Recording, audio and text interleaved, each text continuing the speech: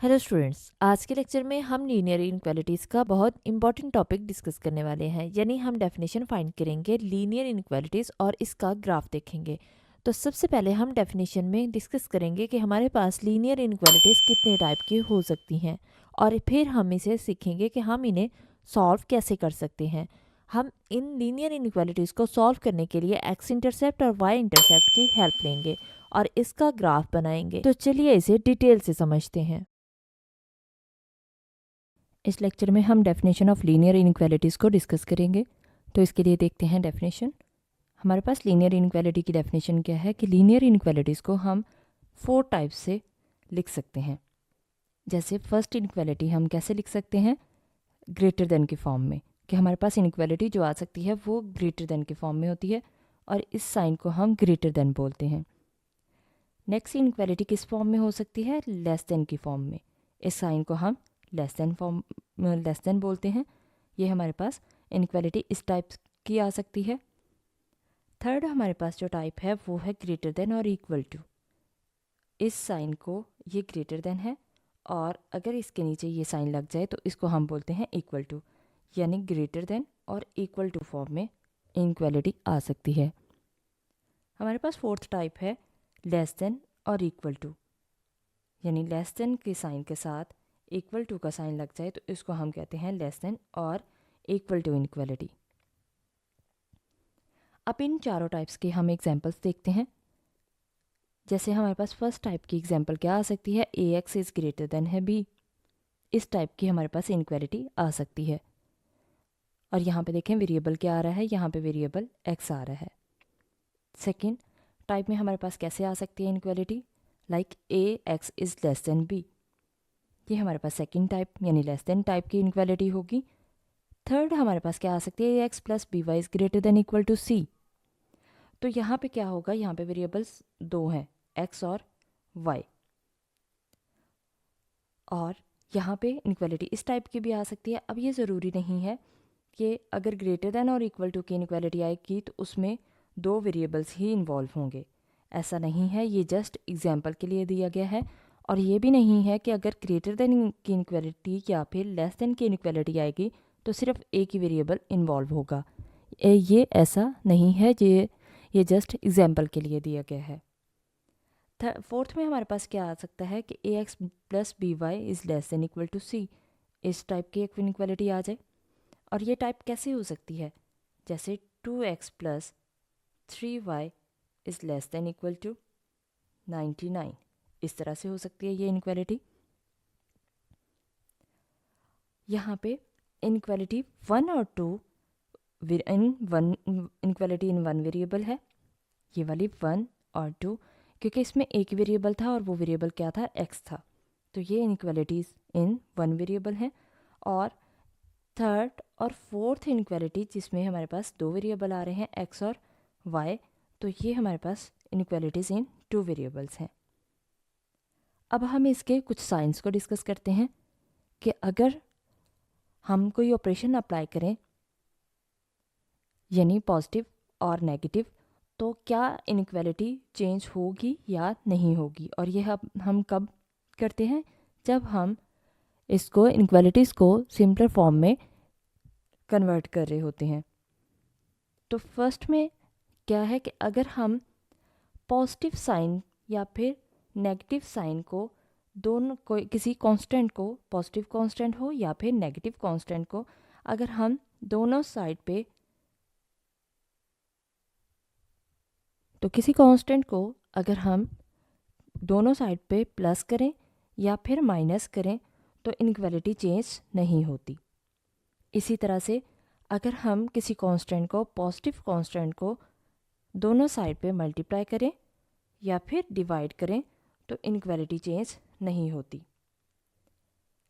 लेकिन अगर हम किसी नेगेटिव कांस्टेंट को दोनों साइड पे मल्टीप्लाई करें या फिर डिवाइड करें तो इनक्वालिटी चेंज हो जाती है।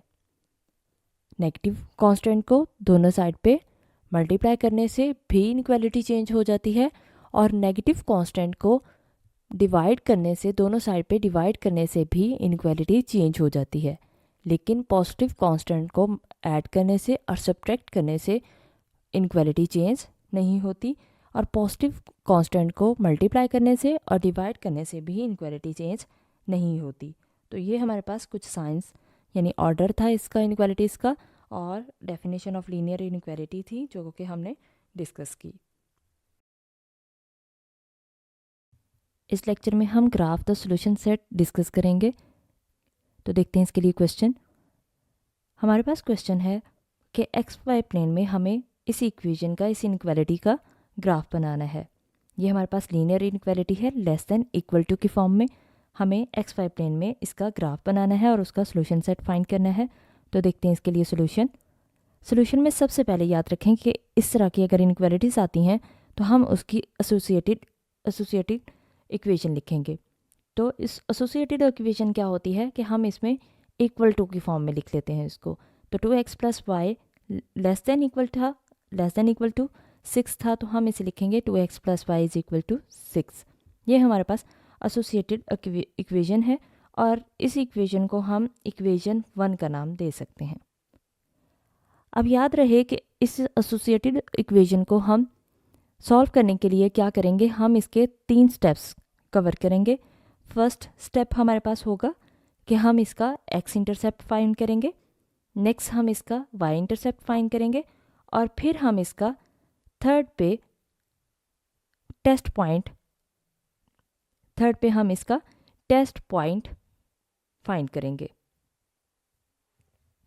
तो सबसे पहले हम इसका x इंटरसेप्ट फाइंड करते हैं। तो x इंटरसेप्ट के लिए हम क्या करेंगे, y is equal to 0 put करेंगे इक्वेशन 1 में।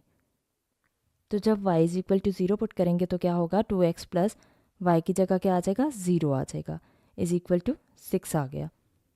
2x प्लस 0 2x ही होगा, और ये 2x के साथ मल्टीप्लाई हो रहा है। जब इक्वल की दूसरी साइड पे जाएगा तो 6 के साथ ये क्या हो जाएगा, डिवाइड हो जाएगा, और 6 डिवाइडेड बाई 2 कितना हो जाएगा, 3।